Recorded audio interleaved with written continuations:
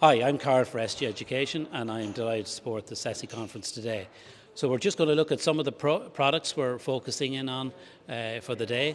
So we're going to start off with the Vex 123, which is a fantastic introductory product to coding and robotics for, say, 4 to 8-year-olds.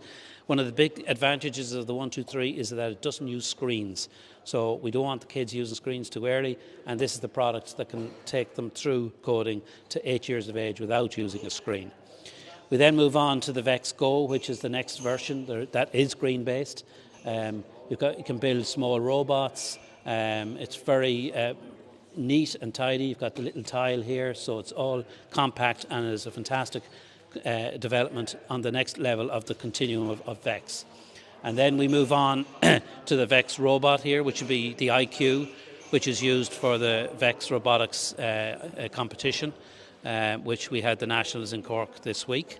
So that is what we're focusing on Vex today. We then move over here, and we've got microbits and accessories.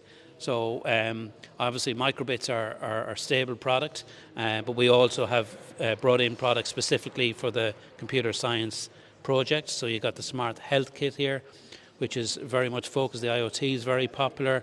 Agricultural science students would like to have this Smart Agricultural Kit. And then we have a new product we're looking at today, which is the PICO.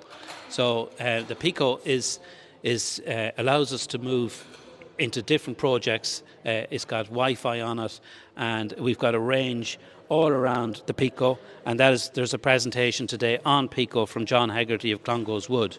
So these kind of products will be very popular in the next few years, and it's a cheaper way of getting into Raspberry Pi than buying the Raspberry Pis itself. Thanks very much.